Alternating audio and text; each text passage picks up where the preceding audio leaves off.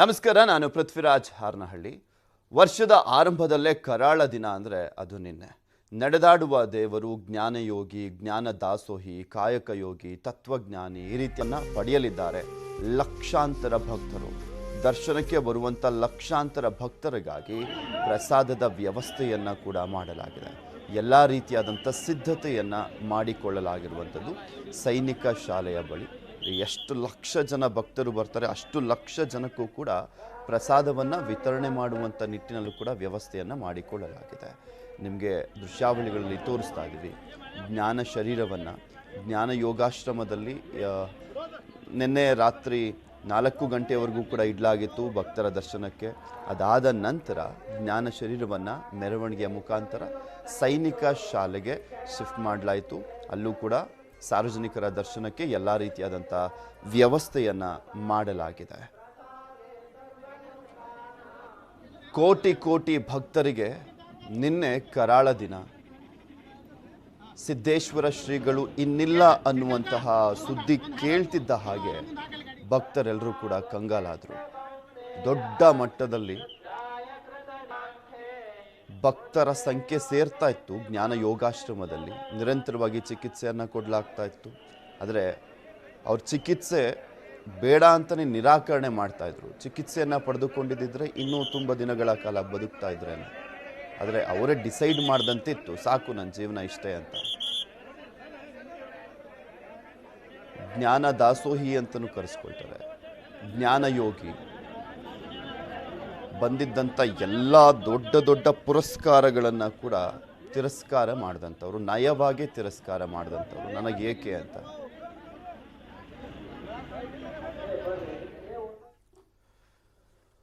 ಅಮರವಾದ ನಡೆದಾಡುವ ದೇವರು ಸಿದ್ದೇಶ್ವರ ಶ್ರೀ ಸಮಾಜ ಹಾಗೂ ಭಕ್ತರಿಗಾಗಿ ಅಂತಿಮ ಸಂದೇಶವನ್ನು ನೀಡಿದ್ದಾರೆ. ಅವರ ಕೊನೆಯ ಸಂದೇಶ ಏನು ಅನ್ನೋದನ್ನು ನೋಡೋಣ. ಬದುಕು ಅನುಭವಗಳ ಪ್ರವಾಹ. ಅದರ ಸಿರಿವಂತಿಕೆಯು ವಿಶ್ವಚಿಂತನೆ ಹಾಗೂ ಸತ್ಯ ಶೋಧನೆಗಳಿಂದ, ಅದರ ಸೌಂದರ್ಯವು ರಾಗ ದ್ವೇಷರಹಿತವಾದ ಹಾಗೂ ಅಸೀಮಿತವಾದ ಭಾವದಿಂದ ಅದನ್ನು ಸುಭದ್ರ ಹಾಗೂ ಸಮೃದ್ಧಗೊಳಿಸುವುದೇ ಸಾಧನೆ. ಅಂಥ ಜೀವನದ ಉಪಯುಕ್ತವಾದ ಅನುಭವಗಳನ್ನು ಆಸಕ್ತರೊಂದಿಗೆ ಹಂಚಿಕೊಳ್ಳುವುದೇ ಧರ್ಮ. ಅದು ಸ್ವಪರ ನೆಮ್ಮದಿಗೆ ಕಾರಣ. ನನ್ನದು ಆವೇಗವಿಲ್ಲದ ಸಾವಧಾನದ ಸಾಮಾನ್ಯ ಬದುಕು. ಅದನ್ನು ರೂಪಿಸಿದವರು ಗುರುದೇವರು. ಅದನ್ನ ಅದುಳಿಸಿದವರು ನಾಡಿನ ಪೂಜ್ಯರು, ಹಿತೈಷಿಗಳು, ಸಹೃದಯರು, ಸಾಧಕರು ಹಾಗೂ ಶ್ರೀಸಾಮಾನ್ಯರು. ನಿಸರ್ಗವು ಮೈ ಮನಸ್ಸುಗಳಿಗೆ ತಂಪನ್ನಿಟ್ಟಿದೆ. ಸಾತ್ವಿಕ ಚಿಂತನೆಗಳು ತಿಳಿಬೆಳಗ ಹರಡಿವೆ. ಜಾಗತಿಕ ತತ್ವಜ್ಞಾನಿಗಳು ಹಾಗೂ ವಿಜ್ಞಾನಿಗಳ ಸಂಶೋಧನೆಗಳು ದೃಷ್ಟಿಯ ಪರಿಸೀಮೆಯನ್ನ ದೂರ ದೂರ ಸರಿಸಿವೆ. ಆದ್ದರಿಂದಲೇ ನಾನು ಎಲ್ಲರಿಗೂ ಎಲ್ಲದಕ್ಕೂ ಉಪಕೃತ. ಬದುಕು ಮುಗಿಯುತ್ತಿದೆ. ದೀಪ ಆರಿದಂತೆ, ತೆರೆ ಅಡಗಿದಂತೆ, ಮೇಘ ಕರಗಿದಂತೆ. ಉಳಿಯುವುದು ಬರೀ ಬಯಲು, ಮಹಾಮೌನ, ಶೂನ್ಯ ಸತ್ಯ. ಹಲವು ದಶಕಗಳ ಕಾಲ ಈ ಅದ್ಭುತ ಜಗತ್ತಿನಲ್ಲಿ ಬಾಳಿದ್ದೇನೆ.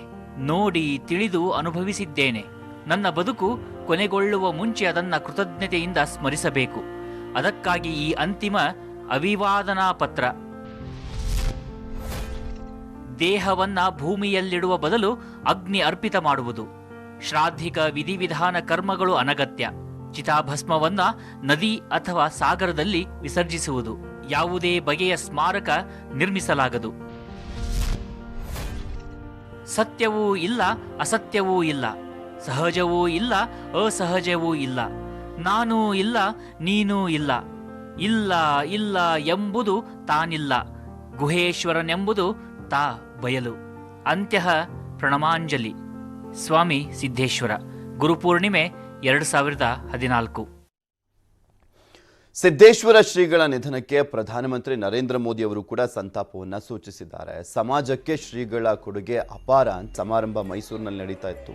ಆ ಟೈಮ್ನಲ್ಲಿ ಸಿದ್ದೇಶ್ವರ ಶ್ರೀಗಳು ಭಾಗಿಯಾಗಿದ್ದು ನಿಮಗೆ ತೋರಿಸ್ತಾ ಇದ್ದೀವಿ ಅದೇ ದೃಶ್ಯಾವಳಿಗಳನ್ನು.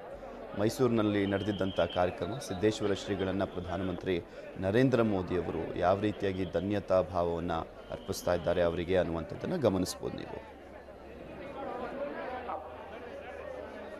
ಅಂತಿಮ ಅಭಿವಂದನ ಪತ್ರ. ಒಂದು, ಬದುಕು ಅನುಭವಗಳ ಪ್ರವಾಹ. ಅದರ ಸಿರಿವಂತಿಕೆಯು ವಿಶ್ವಚಿಂತನೆ ಹಾಗೂ ಸತ್ಯ ಶೋಧನೆಗಳಿಂದ, ಅದರ ಸೌಂದರ್ಯವು ರಾಗದ್ವೇಷರಹಿತವಾದ ಹಾಗೂ ಅಸೀಮಿತವಾದ ಸದ್ಭಾವದಿಂದ ಅದನ್ನು ಸುಭಗ ಹಾಗೂ ಸಮೃದ್ಧಗೊಳಿಸುವುದೇ ಸಾಧನೆ. ಅಂಥ ಜೀವನದ ಉಪಯುಕ್ತವಾದಂಥ ಅನುಭವಗಳನ್ನು ಆಸಕ್ತರೊಂದಿಗೆ ಹಂಚಿಕೊಳ್ಳುವುದೇ ಧರ್ಮ. ಅದು ಸ್ವಪರ ನೆಮ್ಮದಿಗೆ ಕಾರಣ. ನನ್ನದು ಆವೇಗವಿಲ್ಲದ ಸಾವಧಾನದ ಸಾಮಾನ್ಯ ಬದುಕು. ಅದನ್ನು ರೂಪಿಸಿದವರು ಗುರುದೇವರು, ಅದನ್ನು ಹದುಳಿಸಿದವರು ನಾಡಿನ ಪೂಜ್ಯರು, ಹಿತೈಷಿಗಳು, ಸಹೃದಯರು, ಸಾಧಕರು ಹಾಗೂ ಶ್ರೀಸಾಮಾನ್ಯರು. ನಿಸರ್ಗವು ಮೈಮನಸ್ಸುಗಳಿಗೆ ತಂಪನಿತ್ತಿದೆ. ತಾತ್ವಿಕ ಚಿಂತನೆಗಳು ತಿಳಿ ಬೆಳಗ ಹರಡಿವೆ. ಜಾಗತಿಕ ತತ್ವಜ್ಞಾನಿಗಳ ಮತ್ತು ವಿಜ್ಞಾನಿಗಳ ಸಂಶೋಧನೆಗಳು ದೃಷ್ಟಿಯ ಪರಿಸೀಮನೆಯನ್ನು ದೂರ ಸರಿಸಿವೆ. ಆದ್ದರಿಂದಲೇ ನಾನು ಎಲ್ಲರಿಗೂ ಎಲ್ಲದಕ್ಕೂ ಉಪಕೃತ. ಬದುಕು ಮುಗಿಯುತ್ತಿದೆ, ದೀಪ ಆರಿದಂತೆ, ತೆರೆ ಅಡಗಿದಂತೆ, ಮೇಘ ಕರಗಿದಂತೆ. ಉಳಿಯುವುದು ಬರೀ ಬಯಲು, ಮಹಾಮೌನ, ಶೂನ್ಯ ಸತ್ಯ. ಹಲವು ದಶಕಗಳ ಕಾಲ ಈ ಅದ್ಭುತ ಜಗತ್ತಿನಲ್ಲಿ ಬಾಳಿದ್ದೇನೆ, ನೋಡಿ ತಿಳಿದು ಅನುಭವಿಸಿದ್ದೇನೆ. ನನ್ನ ಬದುಕು ಕೊನೆಗೊಳ್ಳುವ ಮುಂಚೆ ಅದನ್ನು ಕೃತಜ್ಞತೆಯಿಂದ ಸ್ಮರಿಸಬೇಕು. ಅದಕ್ಕಾಗಿ ಈ ಅಂತಿಮ ಅಭಿವಾದನ ಪತ್ರ. ದೇಹದ ವಿಷಯದಲ್ಲಿ ಒಂದೆರಡು ಆಶಯಗಳು. ದೇಹವನ್ನು ಭೂಮಿಯಲ್ಲಿಡುವ ಬದಲು ಅಗ್ನಿ ಅರ್ಪಿತ ಮಾಡುವುದು. ಶ್ರಾದ್ಧಿಕ ವಿಧಿವಿಧಾನ ಕರ್ಮಗಳು ಅನಗತ್ಯ. ಚಿತಾಭಸ್ಮವನ್ನು ನದಿ ಅಥವಾ ಸಾಗರದಲ್ಲಿ ವಿಸರ್ಜಿಸುವುದು. ಯಾವುದೇ ಬಗೆಯ ಸ್ಮಾರಕ ನಿರ್ಮಿಸಲಾಗದು. ಅಂತಿಮ ನೆನಹು: ಸತ್ಯವೂ ಇಲ್ಲ, ಅಸತ್ಯವೂ ಇಲ್ಲ, ಸಹಜವೂ ಇಲ್ಲ, ಅಸಹಜವೂ ಇಲ್ಲ, ನಾನೂ ಇಲ್ಲ, ನೀನೂ ಇಲ್ಲ, ಇಲ್ಲ ಇಲ್ಲ ಎಂಬುದು ತಾನಿಲ್ಲ, ಗುಹೇಶ್ವರನೆಂಬುದು ತಾ ಬಯಲು. ಅಂತ್ಯಃ ಪ್ರಣಮಾಂಜಲಿ. ಸ್ವಾಮಿ ಸಿದ್ದೇಶ್ವರ, ಗುರುಪೌರ್ಣಿಮೆ 2014. ಇದಕ್ಕೆ 3 ಜನ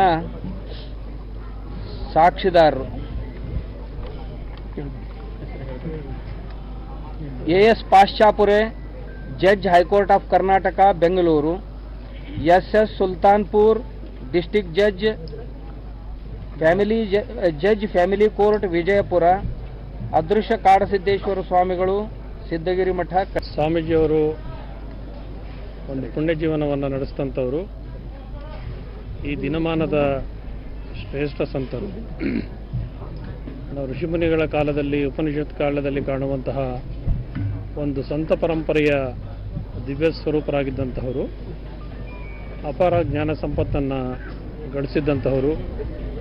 ಅವರ ಪೂಜ್ಯರ ಅಂತಿಮ ವಿದಾಯ ಪತ್ರದ ಹಾಗೆ ಅವರು ನಿರ್ಮಲವಾದಂತಹ ಮನಸ್ಸಿನಿಂದ ಇದ್ದಂತಹವರು. ಅವರಿಗೆ ಅವರ ಜ್ಞಾನದಾಸೋಹದಿಂದ ಪ್ರಭಾವಿತರಾದಂತಹ ಅಪರಿಮಿತವಾದ ಶ್ರೋತೃಗಳಿದ್ದಾರೆ, ಭಕ್ತಾದಿಗಳಿದ್ದಾರೆ. ಅದು ಬಿಜಾಪುರ, ಕರ್ನಾಟಕ, ಭಾರತಕ್ಕೆ ಮಾತ್ರ ಸೀಮಿತವಾದಂಥದ್ದಲ್ಲ. ಇಡೀ ಜಗತ್ತಿನಾದ್ಯಂತ ಅವರ ಪ್ರಭಾವಕ್ಕೆ ಒಳಗಾದಂಥ ಅನೇಕರಿದ್ದಾರೆ. ಅವರೀಗ ದೇಹವನ್ನು ಬಿಟ್ಟಿದ್ದಾರೆ, ಅವರ ಆಶಯಗಳನ್ನು ವ್ಯಕ್ತ ಮಾಡಿದ್ದಾರೆ. ಪೂಜ್ಯರು ಹೇಗೆ ನಿರ್ಲಿಪ್ತ ಭಾವನೆಯಿಂದಿದ್ದರೋ, ಇನ್ನು ಕೆಲವು ನಿಮಿಷಗಳಲ್ಲಿ ಅವರ ಅಂತಿಮ ದರ್ಶನಕ್ಕೆ ಅವಕಾಶ ಲಭ್ಯ ಆಗುತ್ತೆ. ನಾಳೆ ಸಂಜೆ ತನಕನೂ ಕೂಡ ದರ್ಶನಕ್ಕೆ ಅವಕಾಶ ಇದೆ. ಜನರು ಯಾವುದೇ ಉದ್ವೇಗಗಳಿಗೆ ಒಳಗಾಗದೆ, ಪೂಜ್ಯರು ಹೇಗೆ ಪ್ರಶಾಂತವಾದ ಮನಸ್ಸಿನಿಂದ ಸರಳವಾಗಿದ್ದರೋ ಅದೇ ರೀತಿ ಎಲ್ಲರೂ ಪ್ರಶಾಂತವಾಗಿ ಶಿಸ್ತಿನಿಂದ ಶ್ರೀಗಳ ಅಂತಿಮ ದರ್ಶನವನ್ನು ಪಡಿಬೇಕು. ಮತ್ತು ಇಲ್ಲಿಯ ಸರ್ಕಾರ ಏರ್ಪಡಿಸುವಂಥ ಎಲ್ಲ ಈ ಒಂದು ಕಾರ್ಯಕ್ರಮಗಳಲ್ಲಿ ಜನರು ಸಹಾನುಭೂತಿಯಿಂದ ಸಹಕರಿಸಿ ಪೂಜ್ಯರ ಆಶಯದಂತೆ ಎಲ್ಲ ವಿಧಿವಿಧಾನಗಳು ಕೂಡ ಸಾಂಗವಾಗಿ ನಡೀಲಿಕ್ಕೆ ಜನರು ಸಹಕರಿಸಬೇಕು. ಹಾಗೆ ಅಂತೇಳಿ ಇವತ್ತೆಲ್ಲರ ಪರವಾಗಿ ಇಲ್ಲಿ ಜನರಿಗೆ ತಿಳಿಸ್ಲಿಕ್ಕೆ. ಯಾವುದೇ ಭಾಗದಿಂದ ಬರುವಂಥ ಭಕ್ತಾದಿಗಳು, ವಿಶೇಷ ವಾಹನದಲ್ಲಿ ಬರುವಂಥ ಭಕ್ತಾದಿಗಳು ರಿಂಗ್ ರೋಡ್ ಮುಖೇನ ಮತ್ತು ನಮ್ಮ ಇಟಗಿ ಪೆಟ್ರೋಲ್ ಬಂಕ್ ಮುಖಾಂತರ ಜಿಲ್ಲಾ ಆಸ್ಪತ್ರೆಯಲ್ಲಿರುವಂಥ ಪಾರ್ಕಿಂಗ್ ಲಾಟ್ಗೆ ಬರಬೇಕು.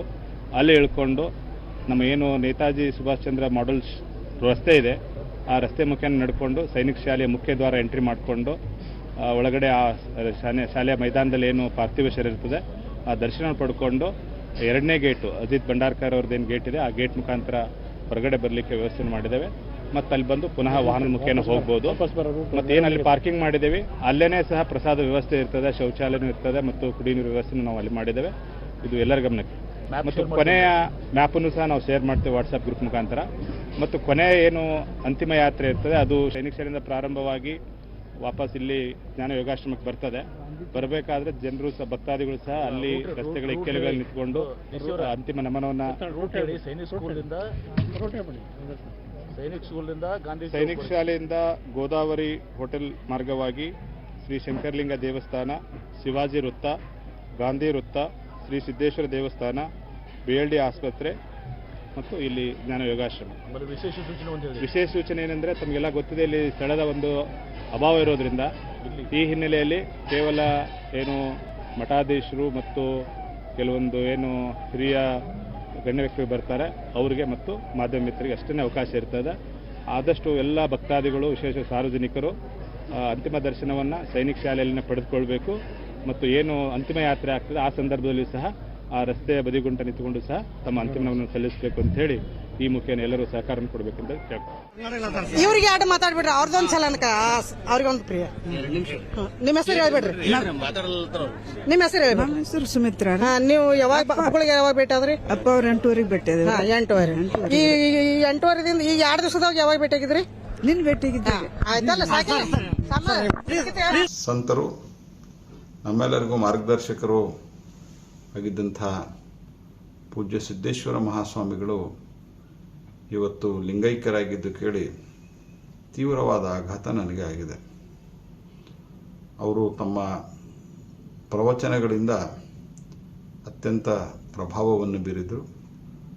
ನನ್ನ ಪ್ರಕಾರ ಅವರ ಪ್ರವಚನ ಯಾಕೆ ಪ್ರಭಾವಿತವಾಗಿತ್ತು ಅಂದರೆ, ಅವರು ಏನು ಹೇಳ್ತಾ ಇದ್ರು ಅದೇ ರೀತಿ ಅವರು ನಡೀತಾ ಇದ್ರು. ನುಡಿದಂತೆ ನಡೆ ಅಂತ ಏನು ಇದೆ ಅದನ್ನು ಅಕ್ಷರಶಃ ಪಾಲಿಸಿದಂಥ ಒಬ್ಬ ಸಂತ ಶ್ರೇಷ್ಠರು. ಹಾಗಾಗಿ ಅವರ ಸಾನ್ನಿಧ್ಯದಿಂದ, ಅವರ ಸಾಮೀಪ್ಯದಿಂದ ಹಲವರ ಜೀವನದಲ್ಲಿ ಪಾಸಿಟಿವ್ ಆದಂಥ ಬದಲಾವಣೆಯನ್ನು ಕಂಡಿದ್ದಾರೆ. ತಮ್ಮ ದುಶ್ಚಟಗಳನ್ನು ಬಿಟ್ಟು ಒಳ್ಳೆಯ ಮನುಷ್ಯರಾಗಿ ಬದುಕಿದ್ದಾರೆ, ದಾನ ಮಾಡೋದು ಕಲಿತಿದ್ದಾರೆ, ಸೌಜನ್ಯತೆ ಕಲಿತಿದ್ದಾರೆ. ಹೀಗೆ ಹಲವು ಗುಣಗಳನ್ನು ಅವರಿಂದ ಕಲಿತಿರುವಂಥದ್ದು ನನ್ನ ಪ್ರತ್ಯಕ್ಷ ಅನುಭವಕ್ಕಿದೆ. ಅವ್ರದ್ದು ನಂದು ವೈಯಕ್ತಿಕವಾಗಿ ಕೂಡ ಬಹಳ ಆತ್ಮೀಯವಾದಂಥ ಸಂಬಂಧ ಇತ್ತು. ಅವರು ನನ್ನನ್ನು ಭಾಳ ಪ್ರೀತಿ ವಿಶ್ವಾಸದಿಂದ ಕಂಡಿದ್ದರು. ನಾನು ಹಲವಾರು ಬಾರಿ ಅವರನ್ನು ಭೇಟಿ ಮಾಡಿದ್ದೇನೆ, ಮಾತನಾಡಿದ್ದೇನೆ. ಇತ್ತೀಚೆಗೆ ಸನ್ಮಾನ್ಯ ಪ್ರಧಾನಮಂತ್ರಿಗಳ ಕಾರ್ಯಕ್ರಮದಲ್ಲಿ ಕೂಡ ಆ ಕಾರ್ಯಕ್ರಮದ ಆಯೋಜನೆಯನ್ನು ನಾನೇ ಮಾಡ್ತಾಯಿದ್ದೆ. ಅವರು ಪ್ರಧಾನಮಂತ್ರಿಗಳನ್ನು ಭೇಟಿಯಾಡಿದ ನಂತರವೂ ಸಹಿತ ಭಾಳ ಸಂತಸವನ್ನು ವ್ಯಕ್ತಪಡಿಸಿದರು. ಅವರು ಭಾಷಣದಲ್ಲಿಯೂ ಹೇಳಿದರು ಮತ್ತು ನನಗೆ ವೈಯಕ್ತಿಕವಾಗಿ ಹೇಳಿದರು. ಇವರು ಒಬ್ಬರು ಸಂತರಿದ್ದಂಗೆ ಅನ್ನುವಂಥ ಮಾತನ್ನು ನನಗೆ ಅವರು ಹೇಳಿದರು. ಅವರಿಂದ ನಾವು ಕೂಡ ಪ್ರೇರಣೆಯನ್ನು ಪಡೆದಿದ್ದೇವೆ, ಮಾರ್ಗದರ್ಶನವನ್ನು ಪಡೆದಿದ್ದೇವೆ. ನಿಜಕ್ಕೂ ಇಂಥ ಒಬ್ಬ ನಡೆದಾಡುವ ದೇವರನ್ನು ಕಳೆದುಕೊಂಡಂಥ ಸಮಾಜ ಬಡವಾಗಿದೆ. ಅವರಿಗೆ ಶ್ರದ್ಧಾಂಜಲಿ ಸಲ್ಲಿಸೋದು, ಭಕ್ತಿಪೂರ್ವಕ ನಮನಗಳನ್ನು ಸಲ್ಲಿಸೋದು ಅಂತಂದರೆ ಅವರೇನು ಮಾರ್ಗವನ್ನು ಇಲ್ಲಿವರೆಗೆ ಹಾಕಿಕೊಟ್ಟಿದ್ದಾರೆ ಅದರಲ್ಲಿ ನಡೆಯುವ ಪ್ರಯತ್ನವನ್ನು ಮಾಡೋದೇ ಅಂತ ನಾನು ಭಾವಿಸಿದ್ದೇನೆ. ಅವರ ಆತ್ಮಕ್ಕೆ ಚಿರಶಾಂತಿ ಸಿಗಲಿ ಅಂತ ಭಗವಂತನಲ್ಲಿ ಪ್ರಾರ್ಥಿಸ್ತಾ ಅವರಿಗೆ ನುಡಿನ ಮರಗಳನ್ನು ಯಪ್ಪ ನಮ್ಮದೇನು ಸಾಲದೆ ಇಲ್ಲೋಡೋ ಯಪ್ಪ, ನಮಗೆ ನೀವೇನು ಸಿಗ್ತೀರೋ ಯಪ್ಪ, ನಮ್ಮಪ್ಪ ನಮ್ದೇನು ನೀವು ಸಾಲದೆ ಮಾಡಿದ ತಂದಿಗೋಳೋಡು ನನ್ನಪ್ಪ. ಅಪ್ಪ ಅಪ್ಪಾಜಿ ನಿನ್ನ ಮಾರಿ ನೋಡ್ಬೇಕಂತ ನಾವು ಎಷ್ಟು ಹಂಬಲದಿಂದ ನಾವು ಓಡಾಡೆ ಬಂದು ಕೂತೇವೋ. ನನ್ನಪ್ಪ ನೀವೆಂಥ ವ್ಯಕ್ತಿಗಳ ಯಪ್ಪ. ಅಪ್ಪ ನೀವು ನಡೆದಾಡು ದೇವ್ರಯ್ಯಪ್ಪ, ನಿಮಗೆ ಹಂಗೆ ಕಿಸಿ ಇದ್ದಿದ್ದಿಲ್ಲ ನೋಡು ನನ್ನಪ್ಪ. ನೀ ಎಂತ ಸಾಧನೆ ಮಾಡಿರು ನನ್ನಪ್ಪ. ಎಲ್ಲೆಲ್ಲಿ ಜನ ಬಂದವ್ಗ ಉರುಳು ಸೇವೆ ಮಾಡಿದ್ರು ನನ್ನಪ್ಪ. ನಾವು ಮಧ್ಯಾಹ್ನ ಬಂದು ಭಜನ ಎಲ್ಲ ಮಾಡಿದ್ರು, ಅವ್ರು ನಮಗೆ ದರ್ಶನ ಆಗಲಿಲ್ಲ ಯಪ್ಪ ಯಪ್ಪ. ಅಗ್ನಿ ಸ್ಪರ್ಶ ಮಾಡ್ತೀವಿ ಅಂತಾರ್ರಿ. ಅಗ್ನಿ ಪರೀಕ್ಷೆ ಅಂತ್ರಿ ಯಪ್ಪ. ಅಗ್ನಿ ಪರೀಕ್ಷೆ ನಂದೇನು ಬ್ಯಾಡ ಅಂತಾರತ್ತೆ ಯಪ್ಪ. ನಾವೆಲ್ಲ ಟಿಯಾಗ ನೋಡೋಣ ಅಪ್ಪರ ಆರಾಮ ಅಕ್ಕರ. ನಾ ಇವತ್ತು ರಾತ್ರಿ ಗಳಿಯಲ್ಲ ಅಂದಿನ ನನ್ನ ಮಗಳಿಗೆಪ್ಪ. ಅಜ್ಜಾರು ಇವತ್ತು ರಾತ್ರಿ ಗಳಿಯಲ್ಲಮ್ಮ, ಅವರು ಅಕ್ಕಾರ ಅಜ್ಜಾರು ನಮ್ಮನ್ನ ಕೈ ಬಿಟ್ಟಂದೆ ಯಪ್ಪ. ಅಲ್ಲಿ ದರ್ಶನ ಮಾಡ್ಬೋದ್ರಿ ಅಜ್ಜಾರು ಬರ್ರಿ. ನಮ್ಮ ಬಿಜಾಪುರದ ಏನು ಕಳಸ ಐತಲ್ಲ, ಆ ಕಳಸ ಒಂಥರ ನಮಗೆ ಮೋಹ ಆದಂಗೆ ಆಗೈತಿ. ಆದ್ರೆ ಇಲ್ಲಿ ನಮ್ಮ ಪೊಲೀಸ್ ಸಿಬ್ಬಂದಿಗಳು ಏನು ಸ್ವಲ್ಪ ಸಹಕರಿಸಬೇಕಾಗಿ ವಿನಂತಿ ಅವರಿಗೆ.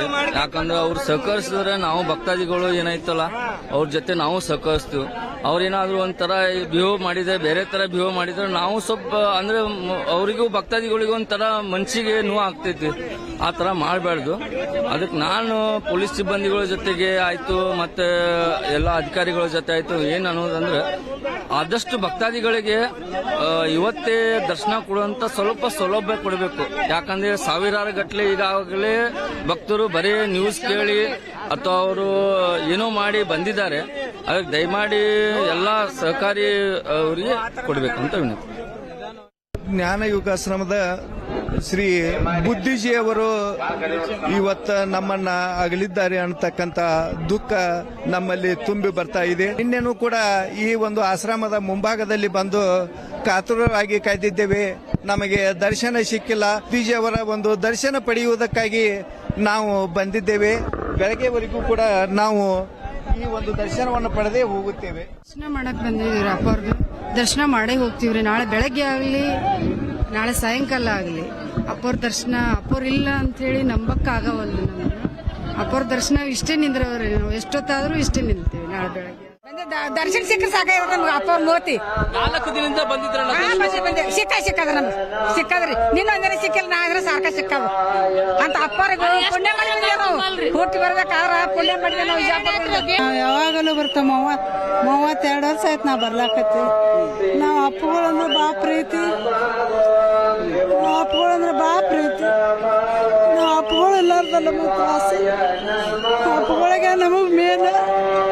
ನಾನು ಎಂತ ಪರಿಸ್ಥಿತಿ ಬಂದ್ರು ನಾವೆಲ್ಲ ಅಪ್ಪಗಳಿಗೆ ಹೇಳ್ತಿದ್ದೆ, ಅವರು ನೋಡ್ತಿದ್ರು.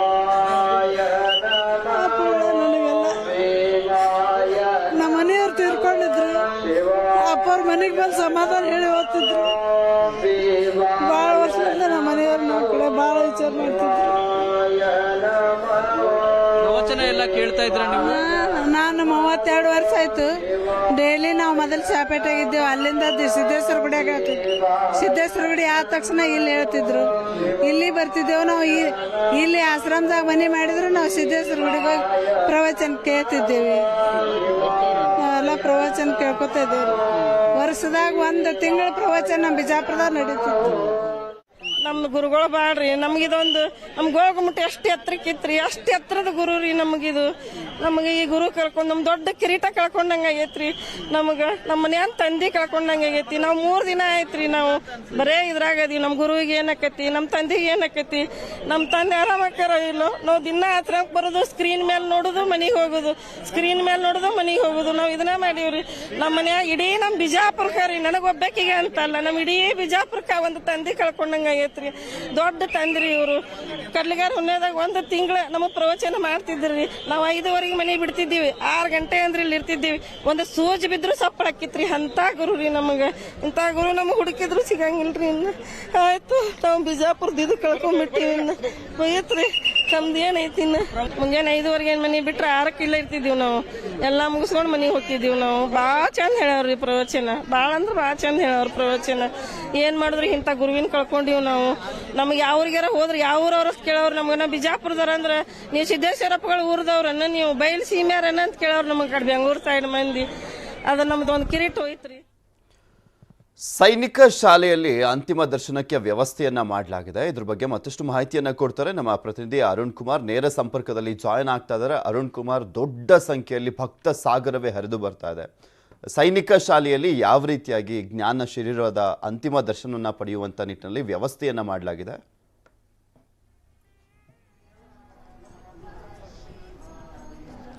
ಹೌದು ಪೃಥ್ವಿ, ಜ್ಞಾನ ಯೋಗಾಶ್ರಮದ ಸ್ವಾಮೀಜಿಯ ಒಂದು ಲಿಂಗೈಕ್ಯರಾದ ಹಿನ್ನೆಲೆಯಲ್ಲಿ ಈ ವಿಜಾಪುರ ನಗರದ ಒಂದು ಸೈನಿಕ ಶಾಲೆ ಆವರಣದಲ್ಲಿ ಒಂದು ಅಂತಿಮ ದರ್ಶನಕ್ಕೆ ವ್ಯವಸ್ಥೆಯನ್ನು ಮಾಡಲಾಗಿದೆ. ಇನ್ನೇನು ಕೆಲವೇ ಕ್ಷಣಗಳಲ್ಲಿ ಸೈನಿಕ ಶಾಲೆಗೆ ಶ್ರೀಗಳ ಪಾರ್ಥಿವ ಶರೀರ ಇನ್ನೇನು ಕೆಲವೇ ಕ್ಷಣಗಳಲ್ಲಿ ಈಗ ವೇದಿಕೆಗೆ ಬರಲಿದೆ. ಈಗ ನಾವು ಈಗ ಎಡಭಾಗದಲ್ಲಿ ನೋಡಬಹುದು, ವೇದಿಕೆಯ ಬಲಭಾಗದಲ್ಲಿ ಏನು ಗಣ್ಯಾತಿ ಗಣ್ಯರು ಮತ್ತೆ ಶ್ರೀಗಳನ್ನ ಕೂತ್ಕೊಳ್ಳೋಕೆ ವ್ಯವಸ್ಥೆಯನ್ನು ಕೂಡ ಮಾಡಿಕೊಡಲಾಗಿದೆ. ಇಲ್ಲಿ ಸುಮಾರು ಶ್ರೀಗಳು ಕೂಡ ಈಗ ಏನು ಅಂತಿಮ ದರ್ಶನಕ್ಕೆ ಏನು ಕಾದು ಕುಳಿತಿದ್ದಾರೆ. ಇನ್ನೇನು ಕೆಲವೇ ಕ್ಷಣಗಳಲ್ಲಿ ಶ್ರೀಗಳ ಪಾರ್ಥಿವ ಶರೀರ ಕೂಡ ಈಗ ಏನು ಸೈನಿಕ ಶಾಲೆ ಆವರಣದತ್ತ ಬರ್ತಾ ಇದೆ. ಇದು ಏನಂದ್ರೆ ಎಲ್ಲರಿಗೂ ಕೂಡ ಈ ಒಂದು ಸ್ವಾಮೀಜಿಗಳಿಗೆ ವೇದಿಕೆಯ ಬಲಭಾಗದಲ್ಲಿ ವ್ಯವಸ್ಥೆ ಮಾಡಿದರೆ, ವೇದಿಕೆಯ ಎಡಭಾಗದಲ್ಲಿ ಗಣ್ಯಾತಿ ಗಣ್ಯರು ಯಾರ್ಯಾರು ಬರ್ತಾರೆ ಅವರನ್ನು ಕೂಡ ಅಲ್ಲಿ ಕೂತ್ಕೊಳ್ಳುವ ವ್ಯವಸ್ಥೆಯನ್ನು ಕೂಡ ಮಾಡಲಾಗಿದೆ. ಈಗ ಈ ವೇದಿಕೆಯಲ್ಲಿ ಶ್ರೀಗಳ ಅಂತಿಮ ದರ್ಶನಕ್ಕೆ ವ್ಯವಸ್ಥೆಯನ್ನು ಮಾಡಲಾಗಿದೆ. ಬೆಳಗಿನ ಜಾವ 4:30ಕ್ಕೆ ಶ್ರೀಗಳ ಪಾರ್ಥಿವ ಶರೀರ ಯೋಗಾಶ್ರಮದಿಂದ ಈಗ ಏನು ಮುಖ್ಯ ರಸ್ತೆಯ ಮೂಲಕ ಈಗ ಸೈನಿಕ ಶಾಲೆ ಬರ್ತಾ ಇದೆ. ಇನ್ನೇನು ಕೆಲವೇ ಕ್ಷಣಗಳಲ್ಲಿ ಈಗ ಶಾಲೆ ಆವರಣ ಏನು ಪ್ರವೇಶ ಮಾಡಿರುವಂತದ್ದು. ಇನ್ನೇನು ಕೆಲವೇ ಕ್ಷಣಗಳಲ್ಲಿ ಶ್ರೀಗಳ ಪಾರ್ಥಿವ ಶರೀರ ಈ ಒಂದು ವೇದಿಕೆಯಲ್ಲಿ ಇಡುವಂತ ವ್ಯವಸ್ಥೆಯನ್ನು ಕೂಡ ಸಕಲ ಸಿದ್ಧತೆಯನ್ನು ಕೂಡ ಜಿಲ್ಲಾಡಳಿತ ಮಾಡಿಕೊಂಡಿದೆ. ಅಲ್ಲದೆ ಗಣ್ಯಾತಿ ಗಣ್ಯರು ಕೂಡ ಈಗ ಏನು ಸೈನಿಕ ಶಾಲೆ ಅಂತ ಬರ್ತಾ ಇದ್ದಾರೆ. ಸಾರ್ವಜನಿಕರಿಗೂ ಕೂಡ ಏನು ಈ ಉತ್ತರ ಕರ್ನಾಟಕ ಭಾಗದ ಸುಮಾರು ಎಲ್ಲ ಜಿಲ್ಲೆಗಳಿಂದ ಲಕ್ಷಾಂತರ ಭಕ್ತರು ಆಗಮಿಸಿರುವಂತಹ ಹಿನ್ನೆಲೆಯಲ್ಲಿ ಇಲ್ಲಿ ಯಾವುದೇ ರೀತಿಯ ಗದ್ದಲ ಆಗಬಾರದು ಅನ್ನೋ ದೃಷ್ಟಿಯಿಂದ ಸಕಲ ಸಿದ್ಧತೆಯನ್ನು ಕೂಡ ಮಾಡಿಕೊಳ್ಳಲಾಗಿದೆ. ಈ ಒಂದು ಸಿದ್ಧತೆಯಲ್ಲಿ ಕೂಡ ಮಾಡಿಕೊಳ್ಳಲಾಗಿದೆ. ಇನ್ನೇನು ಕೆಲವೇ ಕ್ಷಣಗಳಲ್ಲಿ ಏನು ಪಾರ್ಥಿವ ಶರೀರ ಕೂಡ ಈಗ ಏನು ಸೈನಿಕ ಶಾಲೆಗೆ ಬರ್ತಾ ಇದೆ. ಶ್ರೀಗಳು ಏನು ಸಾಯಂಕಾಲ 4:15 ಗಂಟೆವರೆಗೂ ಕೂಡ ಇಲ್ಲಿ ಒಂದು ಸಾರ್ವಜನಿಕ ದರ್ಶನಕ್ಕೆ ವ್ಯವಸ್ಥೆಯನ್ನು ಕೂಡ ಮಾಡಿಕೊಡಲಾಗಿದೆ. ಅರುಣ್ ಕುಮಾರ್, ಅಲ್ಲೇ ಎಂ.ಬಿ. ಪಾಟೀಲ್ ಅವರಿದ್ದಾರೆ, ವ್ಯವಸ್ಥೆಯನ್ನ ನೋಡ್ಕೊಳ್ತಾ ಇದ್ದಾರೆ. ಸಾಕಷ್ಟು ಜನ ರಾಜಕಾರಣಿಗಳಿರುವಂತದ್ದು. ಎಂ.ಬಿ. ಪಾಟೀಲ್ ಅವರ ನೇತೃತ್ವದಲ್ಲಿ ಅಲ್ಲಿ ದಾಸೋಹದ ವ್ಯವಸ್ಥೆ ಎಲ್ಲ ಮಾಡ್ಲಾಗ್ತಾ ಇತ್ತು.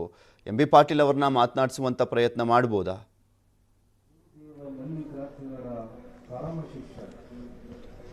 ಪೃಥ್ವಿ, ಈಗ ಇಲ್ಲಿ ಗಣ್ಯದು ಏನು ಎಂ.ಬಿ. ಪಾಟೀಲ್, ಮಾಜಿ ಸಚಿವರಾದ ಎಂ.ಬಿ. ಪಾಟೀಲ್ ಅವರು ಮತ್ತೆ ಏನು ಬಿಜಾಪುರ ನಗರ ಶಾಸಕರಾದ ಬಸವನಗೌಡ ಪಾಟೀಲ್ ಯತ್ನಾಳ್ ಅವರು ಕೂಡ ಇಲ್ಲೇ ಇದ್ದಾರೆ, ವೇದಿಕೆಯಲ್ಲಿ ಹತ್ರ ಏನು ಕಾಯ್ಕೊಂಡಿದ್ದಾರೆ.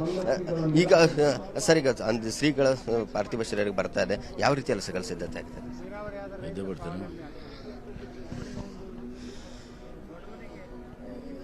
ಪರಮ ಪೂಜ್ಯ ಸಿದ್ದೇಶ್ವರ ಮಹಾಸ್ವಾಮೀಜಿಯವರು ನಿನ್ನೆ ಸಾಯಂಕಾಲ 6 ಗಂಟೆಗೆ ತಮ್ಮ ಕೊನೆ ಉಸಿರನ್ನ ಹೇಳಿದ್ರು. ಅವರು ಲಿಂಗೈಕ್ಯ ಆದಮೇಲೆ ನಮಗೆ ಸಮಯ 3-4 ಗಂಟೆಗಳ ಸಮಯ ಬೇಕಾಗಿತ್ತು. ಆ ಸಮಯವನ್ನ ಪ್ರಕಾರ ನಾವು 10:15ಗೆ ಅಧಿಕೃತವಾಗಿ ನಾವು ಒಂದು ಘೋಷಣೆಯನ್ನು ಮಾಡಿದ್ದೀವಿ. ಆ ಘೋಷಣೆ ಜೊತೆ ನಾವು ಏನೆಲ್ಲ ಇದು ಆಗ್ತದೆ ಅಂತ ಜಿಲ್ಲಾಧಿಕಾರಿಗಳು ಎಲ್ಲ ಜನಪ್ರತಿನಿಧಿಗಳು ಪಕ್ಷಾತೀತವಾಗಿ ಇವತ್ತು ಸಹ ಏನ್ ಮಾಡಬೇಕು ಅನ್ನೋದನ್ನ ಹೇಳಿದೀವಿ. ತದನಂತರ ಅವರ ವಿಲ್ ಏನಿತ್ತು, ಆ ವಿಲ್ಲನ್ನು ಕೂಡ ನಾವು ಸುತ್ತೂರು ಶ್ರೀಗಳ ಮತ್ತು ಕನೇರಿ ಶ್ರೀಗಳ ನೇತೃತ್ವದಲ್ಲಿ ಮತ್ತು ಬಸಲಿಂಗ ಸ್ವಾಮಿಗಳು ಏನು ಅಧ್ಯಕ್ಷದ ಜ್ಞಾನಾಶ್ರಮದ ಅಧ್ಯಕ್ಷರಿದ್ದಾರೆ, ಅವರ ಮುಖಾಂತರ ಆ ವಿಲ್ಲನ್ನ ಅವರ ಅಂತಿಮ ಏನು ಇಚ್ಛೆ ಏನಿತ್ತು ಅದನ್ನ ಕೂಡ ನಾವು ಓಪನ್ ಮಾಡಿ ಇವತ್ತು ಸಹ ಅದನ್ನು ಕೂಡ ಮಾಧ್ಯಮಕ್ಕೆ ಮುಂದೆ ಇದು ಮಾಡಿದ್ವಿ. ಶ್ರೇಷ್ಠತೆಯನ್ನು ಮೆರೆದಿದ್ದಾರೆ. ಅವರಿಗೆ ಸ್ಮಾರಕ ಬೇಡ, ನನಗೆ ಅಲ್ಲಿ ಗುಡಿ ಆಗಬಾರ್ದು, ಗದಿಗೆ ಆಗಬಾರ್ದು, ಕಾಯಿ ಹೊಡೆಯುವಂಥದ್ದು, ಪೂಜೆ ಮಾಡುವಂಥದ್ದು ಆಗಬಾರ್ದು. ನಾನು ನಿಸರ್ಗದಿಂದ ಬಂದಿದ್ದೆ, ನಿಸರ್ಗ ಜೊತೆಗೆ ನಾನು ಹೋಗಬೇಕು. ಅಲ್ಲಂ ಪ್ರಭುಗಳ ಬಯಲು ಇದರ ವಚನವನ್ನು ಕೂಡ ಸಿದ್ಧ ಮಾಡಿದ್ದಾರೆ. ಸೊ ಹಾಗಾಗಿ ಒಬ್ಬ ಶ್ರೇಷ್ಠನ ಮಾದರಿಯಾಗಿ ಬರೆದಿದ್ದಾರೆ. ಅವರ ಆಶಯದಂತೆ ಎಲ್ಲವೂ ಕೂಡ ನಡೀತದೆ. ಇದನ್ನಂತ ಇವತ್ತು ಇಲ್ಲಿ 6 ಗಂಟೆಯಿಂದ ಸಾಯಂಕಾಲ 5 ಗಂಟೆವರೆಗೆ ಇಲ್ಲಿ ಸಾರ್ವಜನಿಕರಿಗೆ ಸುಮಾರು 10 ಲಕ್ಷಕ್ಕಿಂತ ಜಾಸ್ತಿ ಜನ ಇವತ್ತು ಸಹ ಇದನ್ನು ನಾವು ಅಪೇಕ್ಷೆ ಮಾಡಿದ್ದೀವಿ. 5-6 ಲಕ್ಷ ಜನಕ್ಕೆ ನಾವು ಪ್ರಸಾದ ವ್ಯವಸ್ಥೆ ಮಾಡಿದ್ದೀವಿ. BLD ಸಂಸ್ಥೆ ಮತ್ತು ಸಿದ್ದೇಶ್ವರ ಸಂಸ್ಥೆ ಕೂಡಿ ಜನರು ಕೂಡ ಅಲ್ಲಲ್ಲಿ ಸಂಘ ಸಂಸ್ಥೆಗಳು ಜನರು ಕೂಡ ಪ್ರಸಾದ ವ್ಯವಸ್ಥೆ ಮಾಡ್ತಿದ್ದಾರೆ.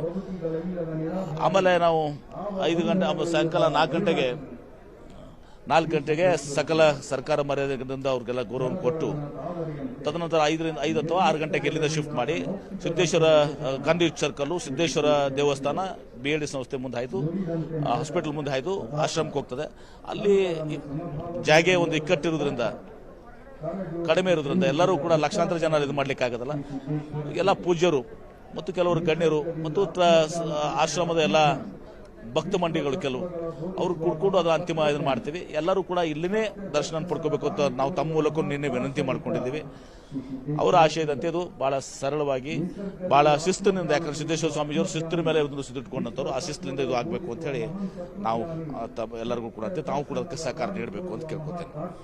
ಸರ್, ಈಗ ಇಲ್ಲಿನ ಸಾರ್ವಜನಿಕ ದರ್ಶನ ಆದ ನಂತರ ಅಲ್ಲಿ ಏನು ಸಕಲ ಏನು ವಿಧಿವಿಧಾನಗಳಿರ್ತ ಆ ಜಾಗದಲ್ಲೂ ಕೂಡ ಸಾರ್ವಜನಿಕರ ಪ್ರವೇಶ ಇದೆ. ಅಲ್ಲಿ ನಾನು ಹೇಳಿದಲ್ಲ, ಜಾಗೆ ಒಂದು ಸಮಸ್ಯೆ ಇರೋದ್ರಿಂದ ಸುತ್ತೂರು ಶ್ರೀಗಳ ಖನೇರಿ ಅಪ್ಪುಗಳ ನೇತೃತ್ವದಲ್ಲಿ ಬಸವಲಿಂಗ ಸ್ವಾಮಿಗಳು ಈಗೇನು ಧ್ಯಾನೋಗಾಶ್ರಮದ ಈಗಿನ ಅಧ್ಯಕ್ಷರಿದ್ದಾರೆ, ಅವರ ಒಂದು ಎಲ್ಲರ ನೇತೃತ್ವದಲ್ಲಿ ನಮ್ಮೆಲ್ಲರ ಸಹಕಾರ ಇರ್ತದೆ.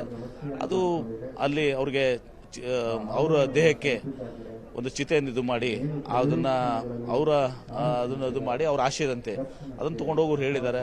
ಸರೋವರ ಮತ್ತು ನದಿಗಳಲ್ಲಿ ಮಾಡಲಿ ನಾವೆಲ್ಲ ವಿಚಾರ ಮಾಡ್ತಿದ್ದೀವಿ. ಕೃಷ್ಣ, ಕಾವೇರಿ ಏನ್ರಿ, ಗಂಗೆ ಅದನ್ನು ಅಸ್ತಿಯನ್ನು ಇದು ಅವರಲ್ಲಿ ಮಾಡಿ ಅವರ ಬಯಕೆಯಂತೆ ಅವರ ಆಶಯದಂತೆ ನಾವು ನಡ್ಕೊಳ್ಳುವಂಥದ್ದು ನಮ್ಮೆಲ್ಲರ ಕರ್ತವ್ಯ. ಅರುಣ್ ಕುಮಾರ್ ಅವರ ಒಡನಾಟದ ಬಗ್ಗೆ ಮಾತನಾಡಿಸಬಹುದಾ? ಶ್ರೀ ಸಕಲ ಸರ್ಕಾರ ಗೌರವದೊಂದಿಗೆ ಎಲ್ಲ ಸಾರ್ವಜನಿಕರು ಕೂಡ ಬರ್ತಾ ಇದ್ದಾರೆ. ಬಂದಂತ ಸಾರ್ವಜನಿಕರ ವ್ಯವಸ್ಥೆನ ಕೂಡ ಅರುಣ್ ಕುಮಾರ್, ಬಸನಗೌಡ ಪಾಟೀಲ್ ಯತ್ನಾಳ್ ಅವರು ಕೂಡ ಇದ್ರು. ನಿನ್ನೆ ಸಂಜೆಯಿಂದಲೂ ಕೂಡ ಅಲ್ಲಿದ್ದಾರೆ ಬಸನಗೌಡ ಪಾಟೀಲ್ ಯತ್ನಾಳ್ ಅವರು. ಅವರ ಒಡನಾಟದ ಬಗ್ಗೆ, ಅವರ ಜೀವನ ಯಾವ ರೀತಿಯಾಗಿ ಸ್ಫೂರ್ತಿಯಾಗಿತ್ತು ಅದ್ರ ಬಗ್ಗೆ ಮಾತನಾಡಿಸುವಂತ ಪ್ರಯತ್ನ ಆಗ್ಬೋದಾ?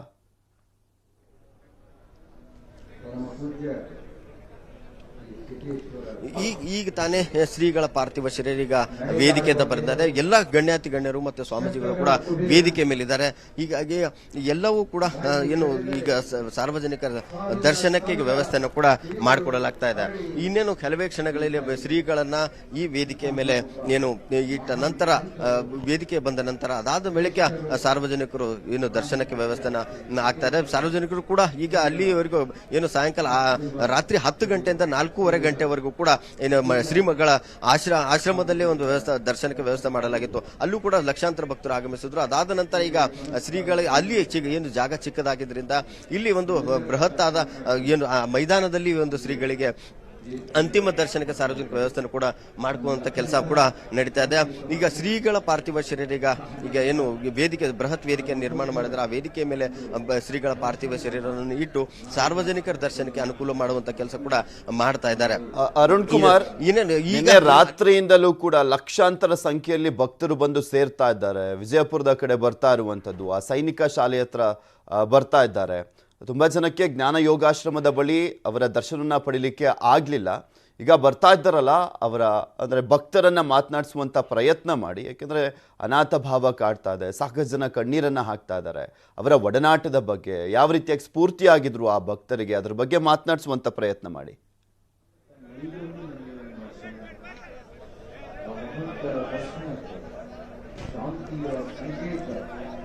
ನುಡಿದಂತೆ ನಡೆದ ಸಂತನ ದರ್ಶನವನ್ನು ನಾವು ಪಡ್ಕೊಳ್ಳೋದಕ್ಕೆ ಶಾಂತ ರೀತಿಯಿಂದ ವರ್ತಿಸಿ.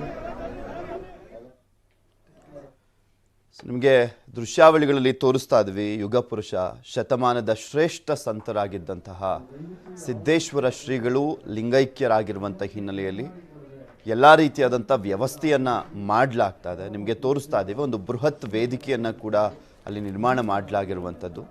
ಯಾಕೆಂದರೆ ಲಕ್ಷಾಂತರ ಸಂಖ್ಯೆಯಲ್ಲಿ 10 ಲಕ್ಷಕ್ಕೂ ಹೆಚ್ಚು ಜನ ಸೇರುವಂಥ ನಿರೀಕ್ಷೆ ಇರುವಂಥ ಹಿನ್ನೆಲೆಯಲ್ಲಿ ಈ ಒಂದು ಬೃಹತ್ ವೇದಿಕೆಯನ್ನು ನಿರ್ಮಾಣ ಮಾಡಲಾಗಿದೆ. ಅಲ್ಲಿ ಸಿದ್ದೇಶ್ವರ ಶ್ರೀಗಳ ಜ್ಞಾನ ಶರೀರವನ್ನು ಈಗ ಆಲ್ರೆಡಿ ಮೆರವಣಿಗೆಯ ಮುಖಾಂತರ ತರಲಾಗ್ತಾ ಇದೆ. ಇನ್ನೇನು ಕೆಲವೇ ಕ್ಷಣಗಳಲ್ಲಿ ಅವರ ಪಾರ್ಥಿವ ಶರೀರವನ್ನು ಆ ವೇದಿಕೆಯ ಮೇಲೆ ಇಡಲಾಗುತ್ತೆ. ಲಕ್ಷಾಂತರ ಸಂಖ್ಯೆಯಲ್ಲಿ ಬಂದಿರುವಂಥ ಭಕ್ತರು ಶ್ರೀಗಳ ಜ್ಞಾನ ಶರೀರದ ಅಂತಿಮ ದರ್ಶನವನ್ನು ಪಡೆಯಲಿದ್ದಾರೆ. 6 ಗಂಟೆಯಿಂದ ಅಲ್ಲಿ 5 ಗಂಟೆಯವರೆಗೂ, ಸಂಜೆ 5 ಗಂಟೆಯವರೆಗೂ ಕೂಡ ಈ ವ್ಯವಸ್ಥೆ ಇರುತ್ತೆ. ಅಂತಿಮ ದರ್ಶನದ ವ್ಯವಸ್ಥೆಯನ್ನು ಮಾಡಲಾಗಿದೆ ಅಂತ ಈಗಷ್ಟೇ ಮಾಜಿ ಸಚಿವರಾಗಿರುವಂಥ MB ಪಾಟೀಲ್ ಅವರು ನ್ಯೂಸ್ 18 ಜೊತೆ ಮಾತನಾಡುವಂಥ ಸಂದರ್ಭದಲ್ಲಿ ಹೇಳ್ತಾ ಇದ್ರು. ಅವರೆಲ್ಲರೂ ಕೂಡ ನಿನ್ನೆ ಮಧ್ಯಾಹ್ನದಿಂದಲೂ ಕೂಡ ಅಲ್ಲೇ ಇದ್ದಾರೆ, ಎಲ್ಲ ವ್ಯವಸ್ಥೆಯನ್ನು ನೋಡ್ಕೊಳ್ತಾ ಇದ್ದಾರೆ. ಬರುವಂಥ ಭಕ್ತರಿಗೂ ಕೂಡ ಅಂದರೆ ಬೇರೆ ಬೇರೆ ಜಿಲ್ಲೆಗಳಿಂದ, ರಾಜ್ಯಗಳಿಂದ ಎಲ್ಲ ಬರ್ತಾ ಇರುವಂಥ ಹಿನ್ನೆಲೆಯಲ್ಲಿ ಅವರಿಗೆ ಊಟೋಪಚಾರವನ್ನು ಕೂಡ ಮಾಡಲಾಗ್ತಾ ಇದೆ. ದಾಸೋಹ ಅಂದರೆ ಪ್ರಸಾದ ವ್ಯವಸ್ಥೆಯನ್ನು ಕೂಡ ಮಾಡಲಾಗಿದೆ. ಎಲ್ಲ ಅಂದರೆ ಪಕ್ಷಾತೀತವಾಗಿ ಎಲ್ಲ ರಾಜಕಾರಣಿಗಳು ಕೂಡ ಅಲ್ಲಿದ್ದಾರೆ. ಅಲ್ಲಿ ಸ್ವಾಮೀಜಿಗಳು ಕೂಡ ಇರುವಂಥದ್ದು. ದೊಡ್ಡ ಸಂಖ್ಯೆಯಲ್ಲಿ ಪೊಲೀಸರನ್ನ ನಿಯೋಜನೆ ಮಾಡಲಾಗಿದೆ. ಬಿಕಾಸ್ ಆ ಭಾಗದಲ್ಲಿ ನಡೆದಾಡುವ ದೇವರು ಅಂತಲೇ ಕರೆಸ್ಕೊಳ್ತಾ ಇದ್ದಂಥವ್ರು ಸಿದ್ದೇಶ್ವರ ಶ್ರೀಗಳು. ತಮ್ಮ ಬದುಕಿನಲ್ಲೂ ಕೂಡ ಸರಳತೆ, ತಮ್ಮ ಸಾವಿನಲ್ಲೂ ಕೂಡ ಸರಳತೆಯನ್ನು ಮೆರೆದಂಥವ್ರು, ಶ್ರೇಷ್ಠ ಸಂತರು, ತತ್ವಜ್ಞಾನಿಗಳು. ಲಕ್ಷಾಂತರ ಸಂಖ್ಯೆಯಲ್ಲಿ ಭಕ್ತರಿದ್ದಾರೆ, ಕೋಟ್ಯಾಂತರ ಸಂಖ್ಯೆಯಲ್ಲಿ ಭಕ್ತರಿದ್ದಾರೆ.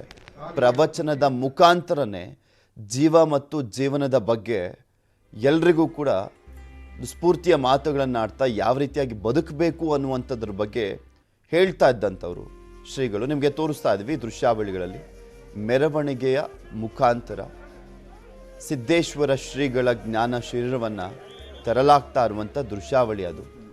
ವೇದಿಕೆಗೆ ಇನ್ನೇನು ಕೆಲವೇ ಕ್ಷಣಗಳಲ್ಲಿ ಸಿದ್ದೇಶ್ವರ ಶ್ರೀಗಳ ಜ್ಞಾನ ಶರೀರ ಬರಲಿದೆ.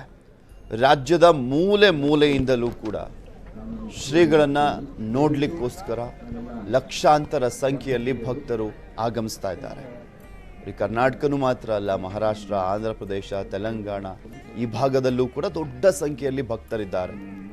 ಅಲ್ಲೂ ಕೂಡ ಪ್ರವಚನವನ್ನು ಕೊಡ್ತಾ ಇದ್ರು ಸಿದ್ದೇಶ್ವರ ಶ್ರೀಗಳು. ಜ್ಞಾನಜ್ಯೋತಿ ಅವರು ಕಾವಿ ಹಾಕಿಲ್ಲ ಯಾವತ್ತು, ಸರಳತೆಯನ್ನು ಮೆರೆದಂಥವರು. ಅವ್ರ ಅಂಗಿಯಲ್ಲಿ ಜೋಬು ಕೂಡ ಇರಲಿಲ್ಲ. ಬಂದಿದ್ದಂಥ ಪ್ರಶಸ್ತಿಗಳನ್ನು ನಯವಾಗಿ ತಿರಸ್ಕಾರವನ್ನು ಮಾಡಿದಂಥವ್ರು. ಸಾಕಷ್ಟು ಜನಕ್ಕೆ ತಮ್ಮ ಜೀವನ ಮಾದರಿಯಾಗಿದೆ. ಅವರ ಜೀವನ ಮಾದರಿ ಮತ್ತು ಸ್ಫೂರ್ತಿ ಆಗಿರುವಂಥದ್ದು. ನೀವು ನೋಡಿದ್ದೀರ, ಸಾಕಷ್ಟು ಸಂತರನ್ನು ನೋಡಿದ್ದೀರ.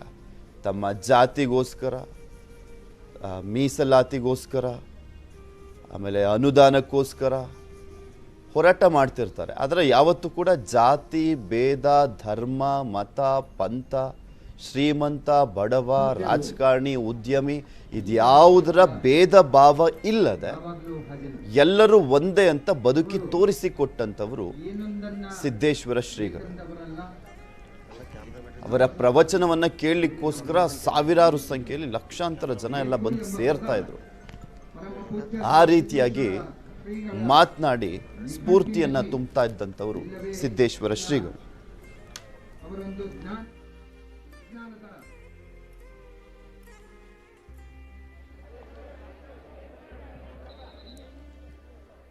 ಇನ್ನು ಸಿದ್ದೇಶ್ವರ ಶ್ರೀಗಳು ಲಿಂಗೈಕ್ಯರಾದಂಥ ಸಂದರ್ಭದಲ್ಲಿ ತೋಂಟದಾರ್ಯ ಶ್ರೀಗಳು ಕೂಡ ಮಾತನಾಡಿದ್ದಾರೆ. ಅವ್ರು ಏನು ಮಾತನಾಡಿದ್ದಾರೆ ಕೇಳೋಣ.